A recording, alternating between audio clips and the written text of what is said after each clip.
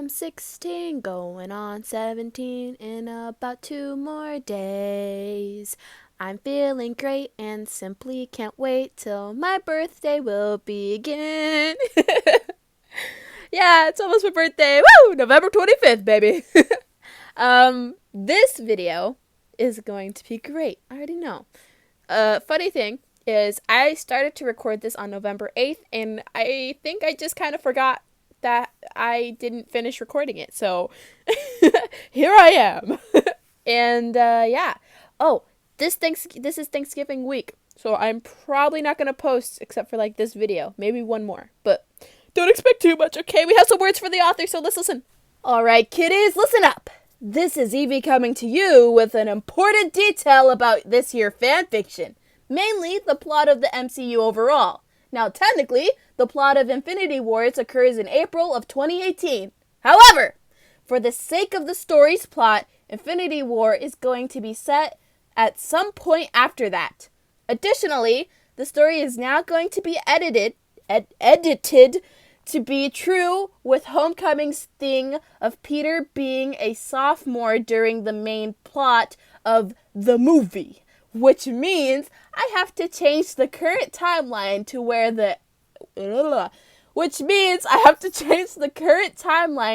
they are in February of freshman year. Homecoming won't occur until their sophomore year, so we have spring, then summer, and then homecoming begins. Be prepared for time skips. But I hope this clears some stuff up. Thank you! Now on to the chapter. I am so sorry. I totally messed that up. But like, applause for the author! Applause! Applause! Okay, let's get into this.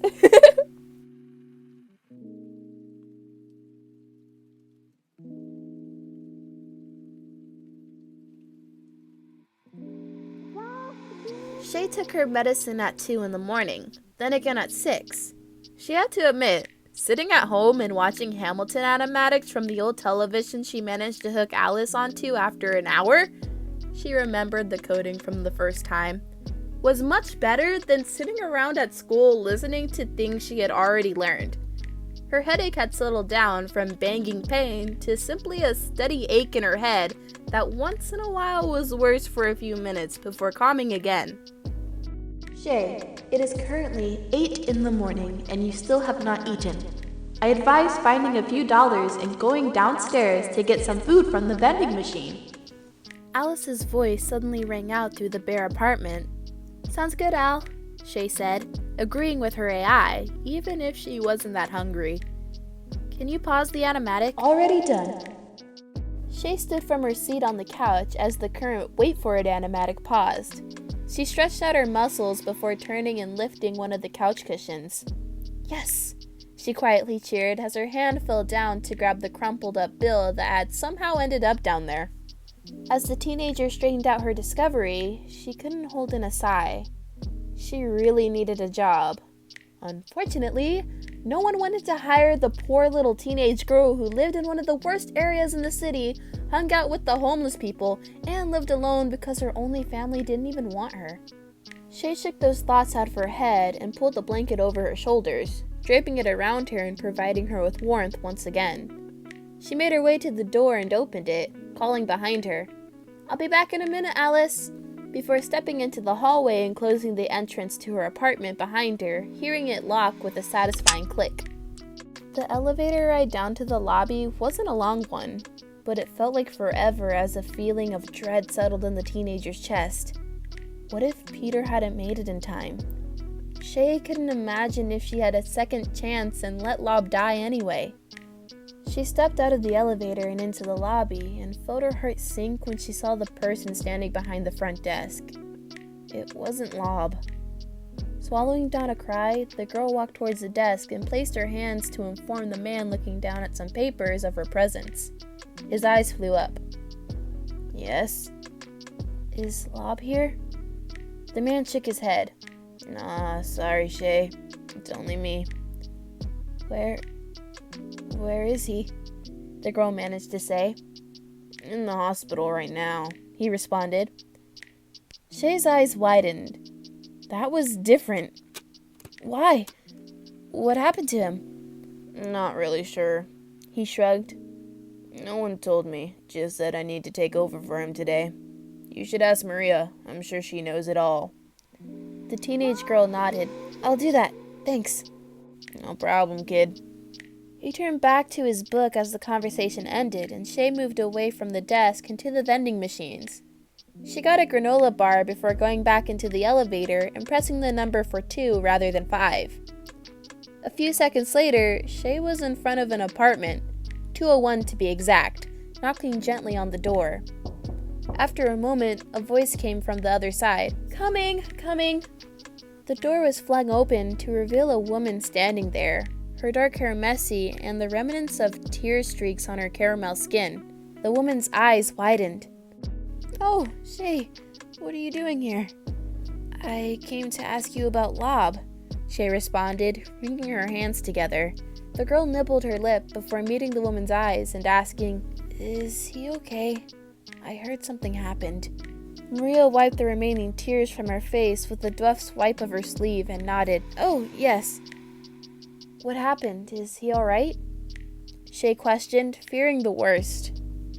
William was involved in a mugging last night, the woman explained. He intervened when the mugger was attacking a young woman. The mugger turned on my husband instead, but Spider-Man managed to warn him before the gun went off, and William ended up only getting a bullet in the hand. He's in the hospital for surgery now. He sent me home after the surgery to get a bit of sleep. I'm heading back now, and it seems like he'll recover. But Maria trailed off, her chocolate brown eyes flicking away from Shay's own ones. But what? The doctor told me before he went into surgery that the wound was badly infected when he arrived, probably from the cold or something, and they're worried about whether or not they can save his hand.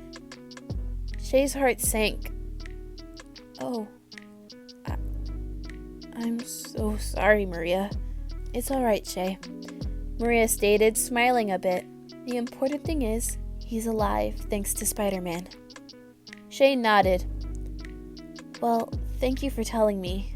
I should be heading back to my apartment, though. Maria's eyebrows furrowed as she adjusted the purse that Shay only now noticed she had looped around her body. Yes, but don't you have school today? I caught a cold yesterday. My friend's aunt is a nurse, and she said I needed to take the day off. So, here I am, Shay stated. I see. Maria nodded sympathetically. Well then, feel better, Shay. Thank you, Maria. Tell Lob I said the same. Of course. Shay walked back to the elevator and heard the door close a moment later. Hey, Peter. Peter looked up from his locker contents at the mention of his name to see Ned standing a few feet away, his eyebrows furrowed and his eyes looking at Peter with a calculating gaze. Ned had been looking at him the whole day, and it seemed he was finally going to act on whatever was bothering him now that the school day was over. Are you feeling okay? Ned finally asked. Now it's Peter's turn to be confused. Yeah. Why would you think I wasn't? Ned shrugged. You've seemed out of it. For the whole day, dude. You haven't even mentioned Liz once. Peter's eyes widened. That's right. This was before the events of Homecoming. Liz was still here. Had her presence already slipped his mind? He had been so preoccupied during the decathlon meeting yesterday that he had barely even acknowledged Ned, let alone the girl he wasn't even sure he still had a crush on. Peter forced a tight smile. Sorry, Ned. Just slept badly last night. Ned crossed his arms and raised an eyebrow. Really, Peter? Come on, I know you better than that. What's really going on with you? Peter thought for a moment. Should he tell Ned? It was really helpful to have a guy in the chair last time, but he also didn't have Shay last time. Maybe Ned could help figure out her crazy powers. Ned, I need to go to a friend's house now to check on her. She's sick. You want to come with? I can tell you about everything there. Peter, you don't really have any other friends to the best of my knowledge. I mean, except maybe MJ, and the teen eyed the girl in the corner. I'm not really sure with her about anything. Peter glanced over at the girl leaning against the wall and sketching in her notebook, struck for a moment at how much younger she looked than what he was now used to. Being a year back was still messing with him. Well, I do now. Ned raised an eyebrow before shrugging. Alright, let me talk to my mom. She's probably waiting outside. Are we walking there? Peter was silent for a moment as he thought. He knew Ned's mom, as most parents at this school for nerdy rich kids were, was incredibly protective of her son, and would barely allow him anywhere in the city. Peter glanced at his friend a moment later. You think she'd be willing to drive us there, actually? In this weather, it's probably an hour's walk that I personally don't want to make. Sure, I mean, we could ask her, Ned replied. Just be warned, she doesn't live in the nicest part of the city, Peter stated. Peter, neither do you, and my mom lets me go to your place all the time. Peter bit his tongue and nodded. Absolutely not! Mom! Peter stood to the side as he watched his friend argue with his mother, who was adamant on forbidding her child from going to such a dangerous part of the city. Peter, it's not that dangerous, is it? Peter's eyes shot up from his shoes to see Ned and Mrs. Leeds, who had gotten out of her car for the conversation despite the snow that was flurrying around them, and was now looking at him with her hands on her lips, staring back at him intently. The teenage superhero shook his head frantically. No way! Peter replied to his friend's question, watching as Mrs. Leeds raised her eyebrow. The building she lives in has great people working there. We won't go anywhere other than her apartment, and Spider-Man patrols around there so he can help if anything goes wrong. Neither of them understood how accurate that statement was. Mrs. Leeds glanced from her son's pleading face to Peter's and back again. She thought for a moment before sighing and saying, Fine. Yes! Ned hissed under his breath, pumping his fist just a bit. His mother released a small chuckle at her son's antics before her face turned serious again. Now I'm giving you 1 hour before I'm coming to pick you up. I'll text you when I'm in front of the building again, and when I do, I want you down within 2 minutes. Don't leave Peter's friend's apartment until it's time to go. Got it? Ned nodded firmly. Sounds good, Mom. Sure thing, Mrs. Leeds. The woman allowed a small smile onto her face for a moment before climbing back into the car. She signaled for the boys to get in as well, and Ned clambered into the front next to his mother, Peter sliding into the back a moment later. Now, Mother, drive! At her raised eyebrow, Ned added in a small voice, Please? Mrs. Leeds smiled in satisfaction as she pressed down onto the gas pedal and drove away from the school. The car ride was relatively uninteresting, filled mainly by Ned rambling on about his day while Peter interjected with a comment every so often. Mrs. Leeds listening the whole time in silence, a small smile playing on her lips. Remember, Ned, no leaving her apartment and you're done in an hour. Got it, Mom. The woman gazed intently at her son for another minute before she waved for them to go inside and out of the cold, before driving off as soon as the door closed behind them. The two teenage boys felt strangely out of place in this lobby. The two couches off to the side emptied except for an elderly woman who seemed to be knitting a scarf, as well as the man behind the front desk, burying his face in a book. Peter racked his brain for his friend's apartment number, but couldn't remember, so he approached the desk carefully, wringing his hands as he did. Excuse me? The man's eyes flicked up to Peter and moved from him to Ned and back before replying, Yes? Well, could you, tell us where Shay lives? Lane, the man confirmed as he flipped through a few papers on a clipboard. Yes, sir. Peter and Ned exchanged glances as the man hummed out for a moment before pointing to an apartment number, mainly for himself, it seemed. She's in 502, the man stated. Thank you, Peter said quickly, grateful to end the conversation as he yanked his friend by the wrist and pulled him into the elevator. Dude, I did not like that guy, Ned said, gripping the bar of the elevator as Peter jabbed the 5 and the thing began to move up, rickety and sounded as if it was older than time itself. He didn't seem that bad, just Peter struggled to find the word. like he shouldn't be in this line of work.